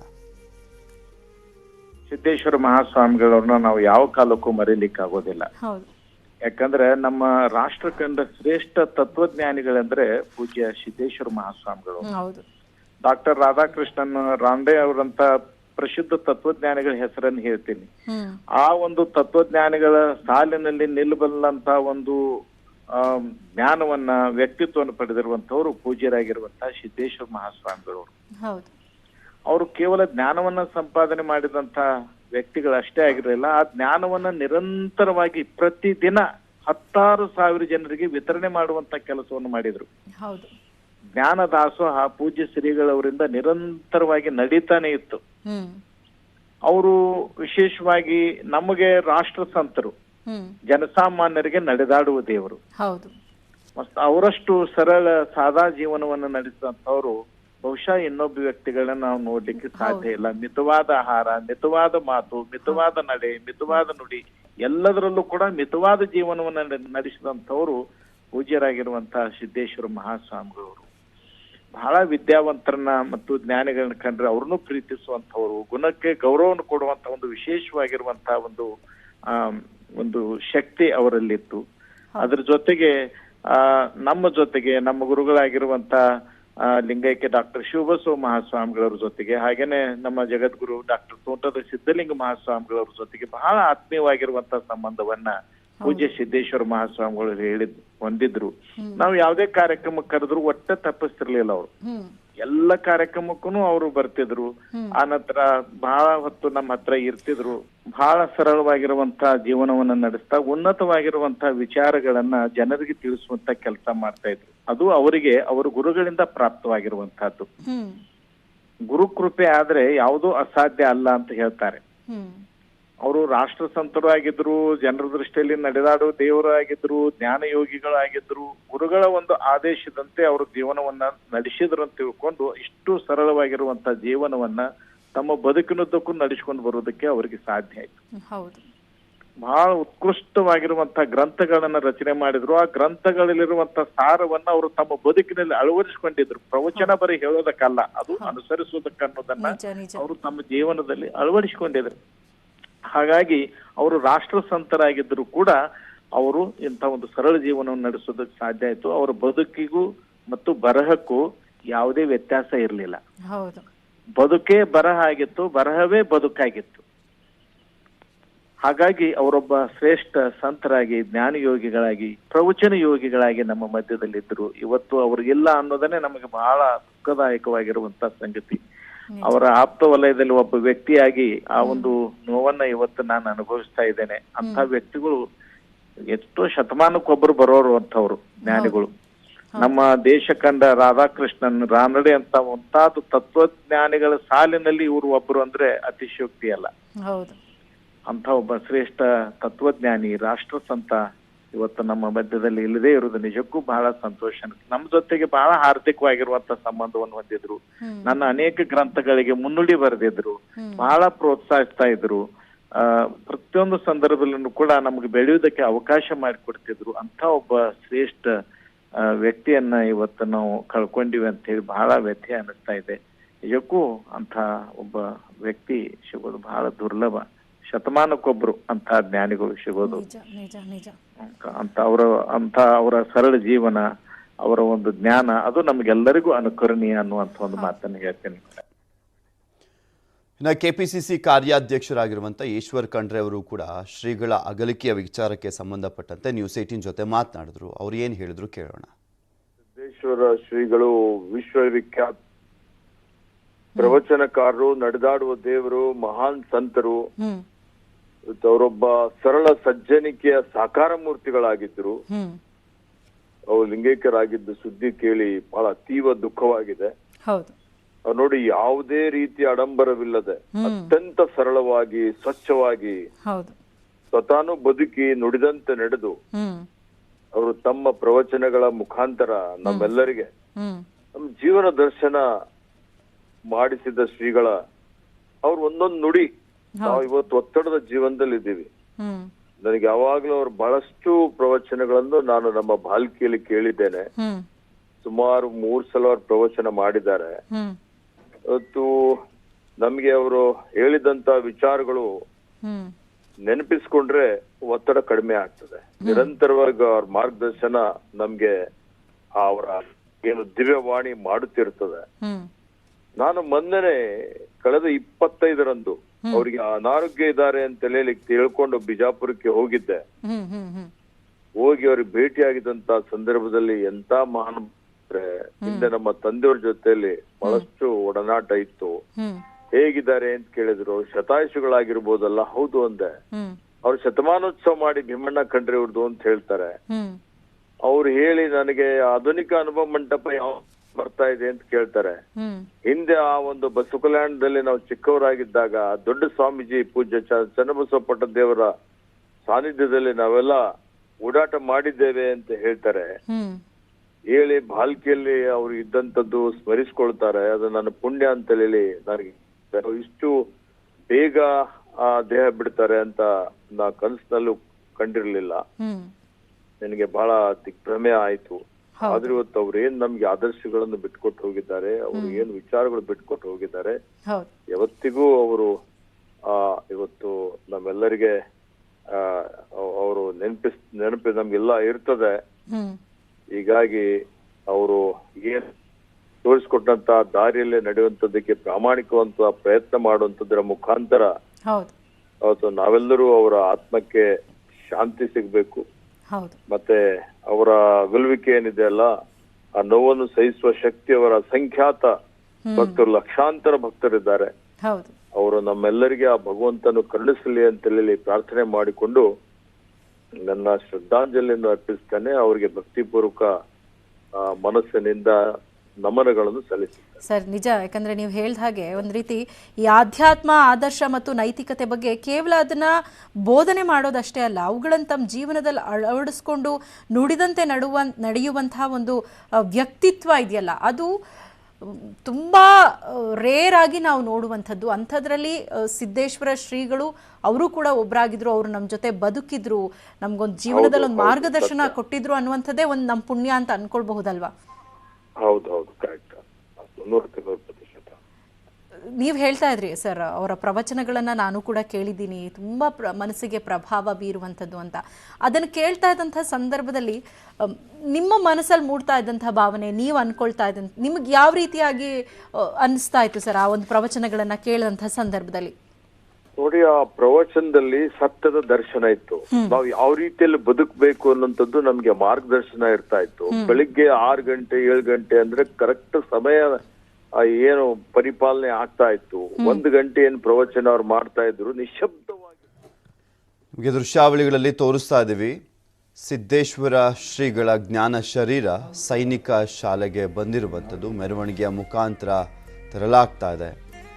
ರಸ್ತೆಯ ಇಕ್ಕೆಲಗಳಲ್ಲೂ ಕೂಡ ಸಿದ್ದೇಶ್ವರ ಶ್ರೀಗಳ ಅಂತಿಮ ದರ್ಶನವನ್ನು ಪಡೆಯಲಾಗ್ತಾ ಇದೆ. ಜ್ಞಾನ ಯೋಗಾಶ್ರಮದಲ್ಲಿ ಬೆಳಗ್ಗೆ 4 ಗಂಟೆಯವರೆಗೂ ಕೂಡ ಅಂತಿಮ ದರ್ಶನಕ್ಕೆ ವ್ಯವಸ್ಥೆಯನ್ನು ಮಾಡಿಕೊಡಲಾಗಿತ್ತು. ಈಗ ಸಾರ್ವಜನಿಕರ ಅಂತಿಮ ದರ್ಶನಕ್ಕೆ ವ್ಯವಸ್ಥೆಯನ್ನು ಮಾಡಲಾಗಿದೆ.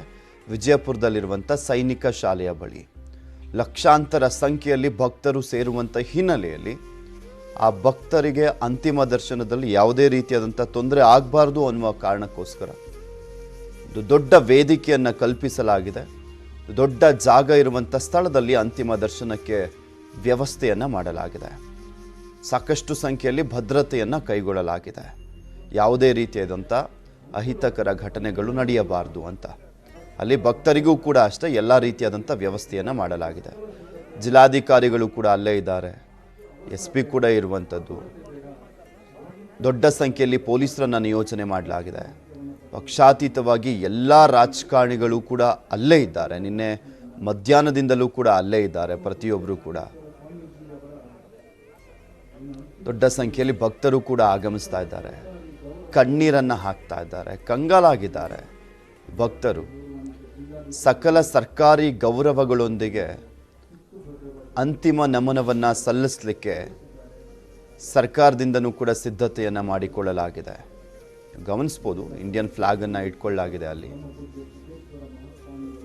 ಜಿಲ್ಲಾಧಿಕಾರಿಗಳು ಬಂದಿದ್ದಾರೆ, ಸ್ವಾಮೀಜಿಗಳೆಲ್ಲರೂ ಕೂಡ ಅಲ್ಲಿ ಇರುವಂಥದ್ದು. ವೇದಿಕೆ ಮೇಲೆ ಈಗ ಸಿದ್ದೇಶ್ವರ ಶ್ರೀಗಳ ಜ್ಞಾನ ಶರೀರವನ್ನು ಇಡಲಾಗಿದೆ.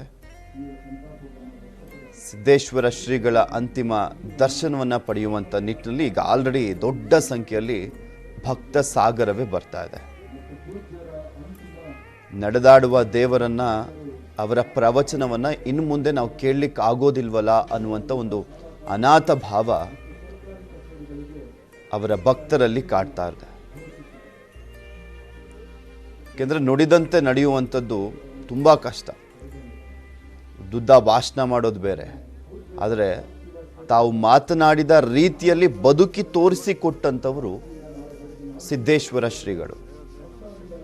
ಹೇಗಿರಬೇಕು ಜೀವನದಲ್ಲಿ, ಏನು ಮಾಡಬೇಕು, ಯಾವ ತತ್ವಗಳನ್ನು ಅಳವಡಿಸ್ಕೊಳ್ಬೇಕು ಅಂತ ಅವರ ಪ್ರವಚನದ ಮೂಲಕ ಲಕ್ಷಾಂತರ ಜನರ ಮನಪರಿವರ್ತನೆಯನ್ನು ಕೂಡ ಮಾಡಿದ್ದಾರೆ. ಎಷ್ಟೋ ಜನ ದುಶ್ಚಟಗಳಿಗೆ ಒಳಗಾಗಿದ್ದಂಥವರು ಕೂಡ ಅದನ್ನು ತ್ಯಜಿಸಿದ್ದಾರೆ ಶ್ರೀಗಳ ಪ್ರವಚನವನ್ನು ಕೇಳಿ. ಶತಮಾನ ಕಂಡ ಶ್ರೇಷ್ಠ ಸಂತರು ಸಿದ್ದೇಶ್ವರ ಶ್ರೀಗಳು. ತಾವು ನುಡಿದಂತೆ ನಡೆಯುವಂಥದ್ರನ್ನ ನಾವು ನೋಡೋದಾದರೆ ಬರೀ 1% ಜನನೂ ಕೂಡ ಸಿಗೋದಿಲ್ಲ ಹೇಳದಂತೆ ಬದುಕುವಂಥವ್ರು.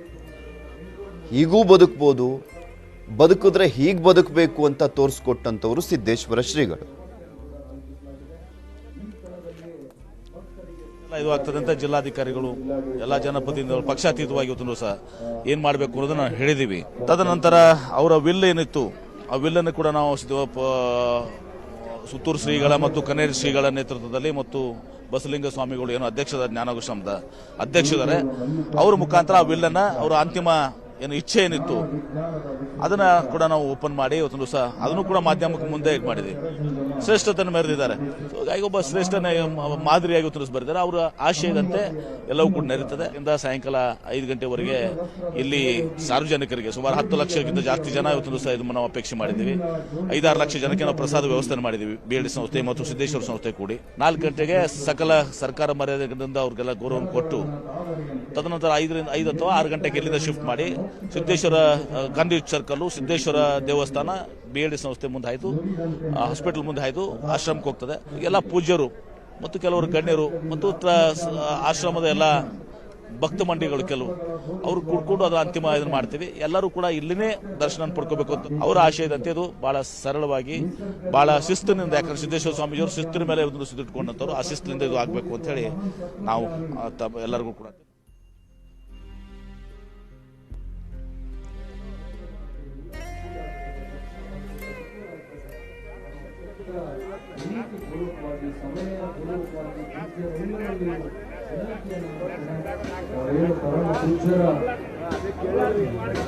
ಎದುರುಗಡೆ ನಿಂತಿದ್ದೀರಿ, ತಾವೆಲ್ಲ ದಯವಿಟ್ಟು ಸರಿದು ಅವಕಾಶವನ್ನ ಕಲ್ಪಿಸಿಕೊಡಬೇಕಂತ.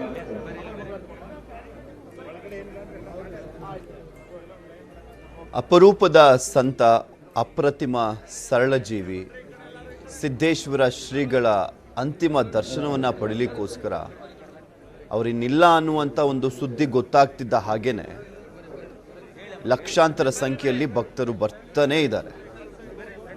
ಈಗ ಸಾರ್ವಜನಿಕರ ದರ್ಶನಕ್ಕೆ ಅನುವು ಮಾಡಿಕೊಡ್ಲಾಗ್ತಾ ಇದೆ. ಅಲ್ಲಿ ವ್ಯವಸ್ಥೆಯನ್ನು ಮಾಡಲಾಗ್ತಾ ಇದೆ. ಜ್ಞಾನ ಯೋಗಾಶ್ರಮದಿಂದ ಸೈನಿಕ ಶಾಲೆಗೆ ಅವರ ಜ್ಞಾನ ಶಿಬಿರವನ್ನು ತರಲಾಗಿದೆ. ಅಲ್ಲಿ ವ್ಯವಸ್ಥೆ ಮಾಡಲಾಗಿರುವಂಥದ್ರ ಬಗ್ಗೆ ನಿಮಗೆ ತೋರಿಸ್ತಾ ಇದ್ದೀವಿ. ಅದೇ ರೀತಿಯಾಗಿ ಅಂತಿಮ ದರ್ಶನವನ್ನು ಪಡೀಲಿಕ್ಕೋಸ್ಕರ ಭಕ್ತರು ಬಂದಿರುವಂಥ ದೃಶ್ಯಾವಳಿಯನ್ನು ಕೂಡ ನೀವು ಗಮನಿಸಬಹುದು. ಎಲ್ಲರಲ್ಲೂ ಕೂಡ ಅನಾಥ ಭಾವ ಕಾಡ್ತಾ ಇದೆ. ನಮ್ಮ ದೇವರು ಇನ್ನಿಲ್ವಲ್ಲ ಅನ್ನುವಂಥ ಒಂದು ಕಣ್ಣೀರು ಲಕ್ಷಾಂತರ ಕೋಟ್ಯಾಂತರ ಜನಕ್ಕೆ ಪ್ರೇರಣೆ ಆಗಿತ್ತು ಅವರ ಪ್ರವಚನ. ಸದಾ ಶುಭ್ರ ಬಿಳಿ ಬಣ್ಣದ ಉಡುಪುದಾರಿ ಅವರು ಸಿದ್ದೇಶ್ವರ ಶ್ರೀಗಳು. ಹಣವನ್ನು ಮುಟ್ತಾ ಇರಲಿಲ್ಲ. ರಾಜ್ಯ ಸರ್ಕಾರ ನೀಡಿದಂಥ ಅನುದಾನವನ್ನು ಕೂಡ ವಾಪಸ್ ಕಳಿಸ್ತಾ ಇದ್ರು. ಯಾವತ್ತೂ ಕೂಡ ಒಬ್ಬ ರಾಜಕಾರಣಿಯ ಮನೆ ಮುಂದೆ ಹೋಗಿ ನಿಂತಿರಲಿಲ್ಲ ಒಂದು ಲೆಟರ್ ಇಟ್ಕೊಂಡ್ಬಿಟ್ಟು ಇದು ಬೇಕು, ಇದನ್ನು ಮಾಡಬೇಕು ನೀವು ಅಂತ. ಯಾವತ್ತೂ ರಾಜಕಾರಣಿಗಳು ಇದ್ದಂಥ ಸಮಾರಂಭದಲ್ಲಿ ಭಾಗಿಯಾಗ್ತಾ ಇರಲಿಲ್ಲ. ತುಂಬ ರೇರಲ್ಲಿ ರೇರೆಸ್ಟು, ಮ್ಯಾಕ್ಸಿಮಮ್ ನಿಮ್ಗೊಂದು 4-5 ಚಿತ್ರಗಳು ಸಿಗ್ಬೋದು ಅಷ್ಟೇ ರಾಜಕಾರಣಿಗಳು ಇದ್ದಂಥ ವೇದಿಕೆಯಲ್ಲಿ ಇದ್ದಂಥ ವಿಚಾರವನ್ನು ನಾವು ನೋಡೋದಾದ್ರೆ. ಎಂತೆಂಥ ದೊಡ್ಡ ದೊಡ್ಡ ಗಣ್ಯರೆಲ್ಲರೂ ಕೂಡ ಅವರ ಪ್ರವಚನವನ್ನು ಕೇಳಲಿಕ್ಕೋಸ್ಕರ ವೇದಿಕೆಯ ಮುಂಭಾಗ ಕೂತ್ಕೊಳ್ತಾ ಇದ್ರು. ಕೆಳಗಡೆ ವೇದಿಕೆ ಮೇಲೆ ಸಿದ್ದೇಶ್ವರ ಶ್ರೀಗಳು ಮಾತ್ರ ಇದ್ದು ಪ್ರವಚನವನ್ನು ನೀಡ್ತಾ ಇದ್ರು.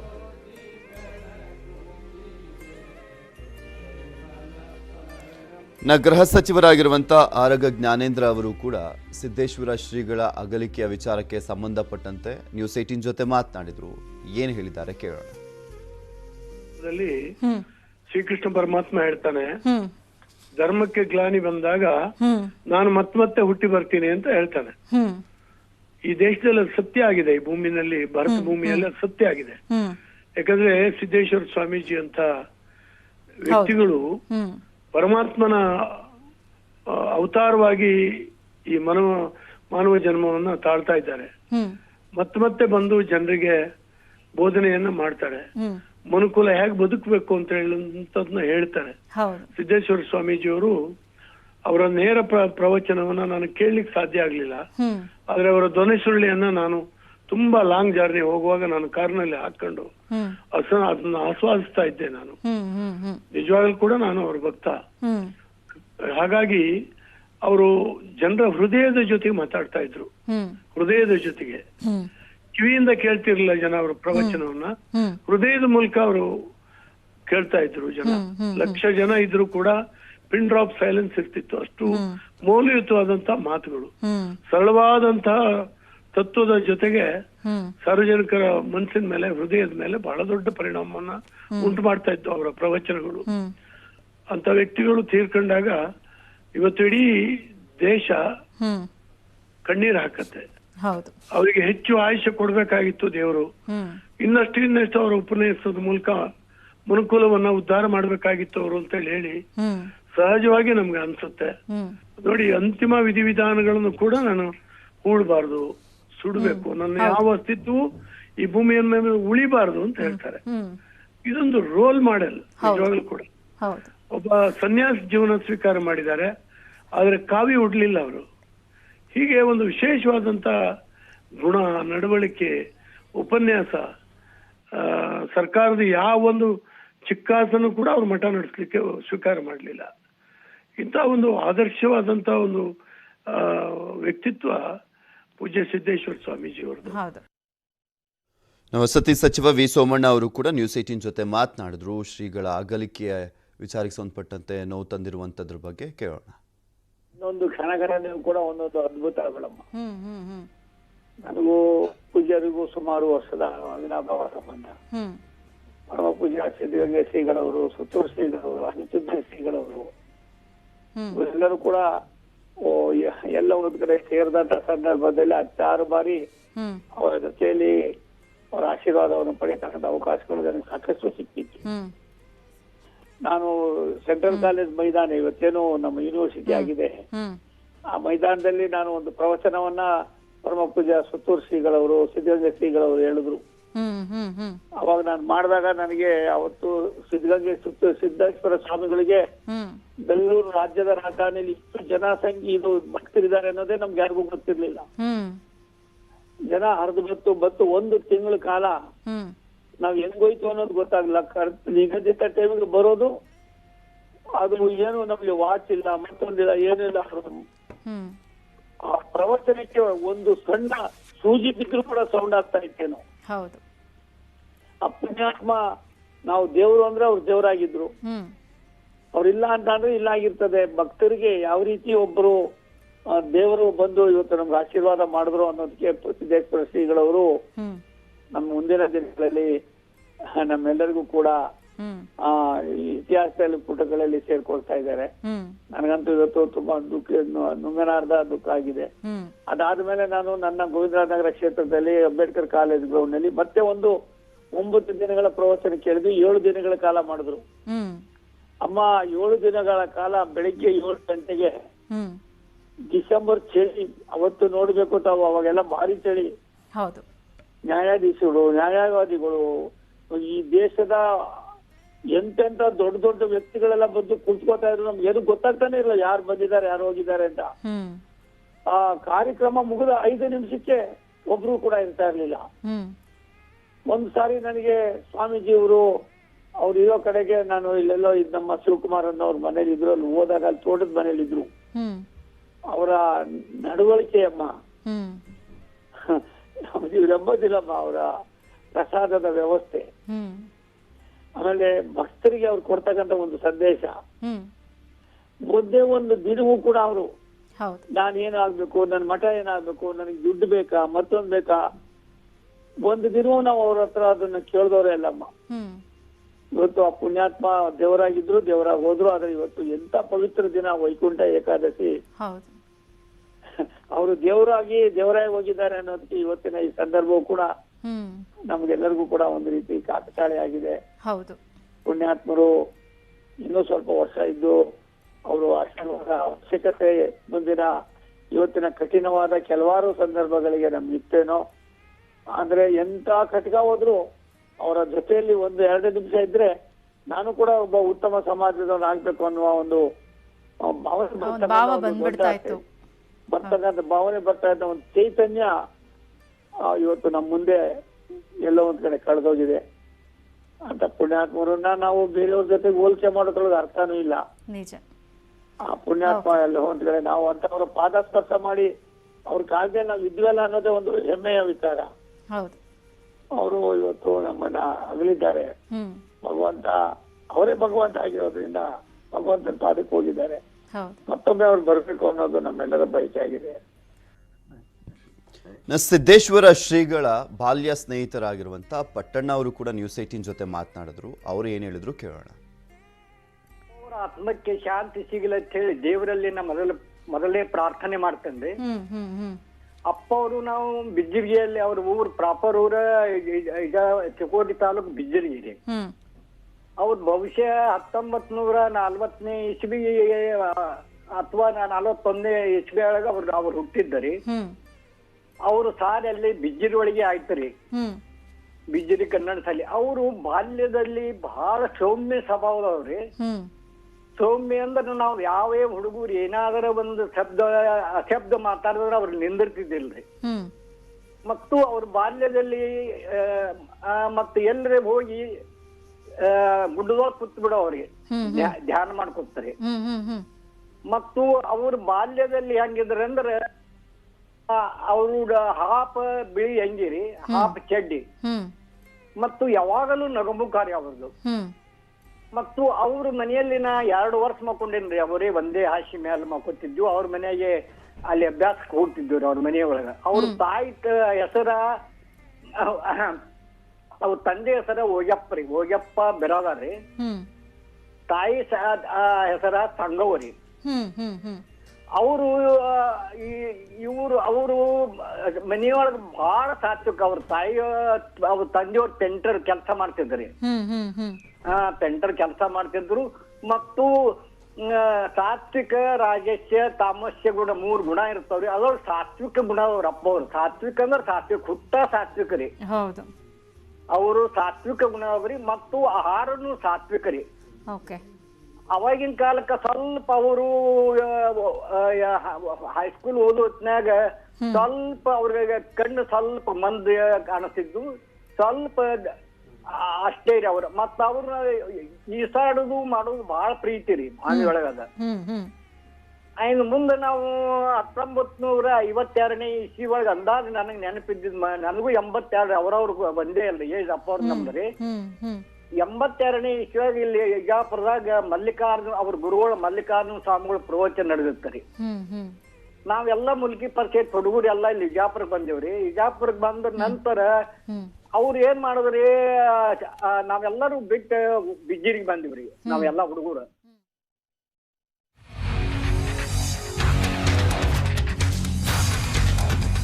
ಇದು